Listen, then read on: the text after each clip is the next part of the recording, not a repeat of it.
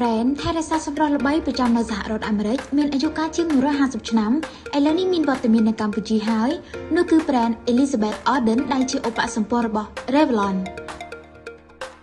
សូមអបអរសាទរដល់ការបើកសម្ពោធបញ្ចប់មណ្ឌលគ្រឿងសម្អាង Elizabeth Arden នៅក្នុងផ្សារទំនើបបាយ័នជាន់ទី1ជិតទីស្តីការគណៈរដ្ឋមន្ត្រីលោកជំទាវច័ន្ទភារីដែលជាស្ថាបនិកគ្រឿងសម្អាង Revlon នៅកម្ពុជាពេលនេះក៏បានក្លាយជាម្ចាស់សិទ្ធិចែកចាយប្តីមុខដោយគ្រឿងសម្អាង Elizabeth Arden មួយបន្ថែមទៀត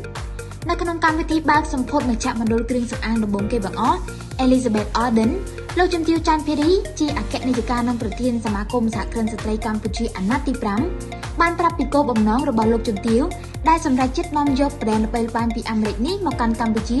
ក៏ព្រោះតែចង់ផ្ដល់នូវភាពកាន់តែសម្បូរបែបនៅផលិតផលទាំងផ្នែកថែរក្សាស្បែកនិងតុបតែងផាត់មុខដើម្បីបំពេញតម្រូវការរបស់អតិថិជនបន្ថែមភាពស្រស់ស្អាតតាំងពីចុងសក់ដល់ចុងជើង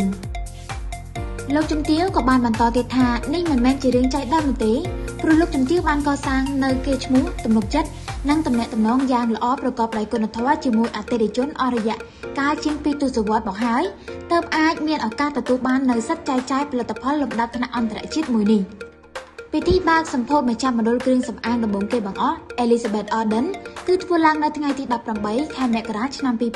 2025នេះមានការចូលរួមការគាំទ្រយ៉ាងអធិកអធមពីភ្ញៀវកិត្តិយសនិងសមាជិកក្រុមប្រឹក្សាភិបាលនិងសមាជិកសហគ្រិនស្ត្រីអ្នកបង្កើតមាតិការួមទាំងភ្ញៀវនិងភ្ញៀវអន្តរជាតិជាច្រើនរូបទៀតផងដែរដែលញ៉ាំងឲ្យកម្មវិធីដំណើរការទៅបានដោយក្តីរីករាយនិងមានភាពកក់ក្ដៅជាទីបំផុតសូមជម្រាបផងដែរថានៅក្នុងមជ្ឈមណ្ឌលគ្រឿងសម្អាងដ៏ស្រស់ត្រកាលនេះគឺអតិថិជនអាចរកជាវនៅផលិតផលដ៏សម្បូរបែបក្រៅពីផលិតផលរបស់ brand Elizabeth Arden និង Revlon និងមានផលិតផលថែរក្សាសម្រស់សក់ក្រចកព្រមទាំងមានការផ្ដល់ជូនជាសេវាបន្ថែមផ្នែកសាឡននិងម៉ាស្សាមុខផងដែរ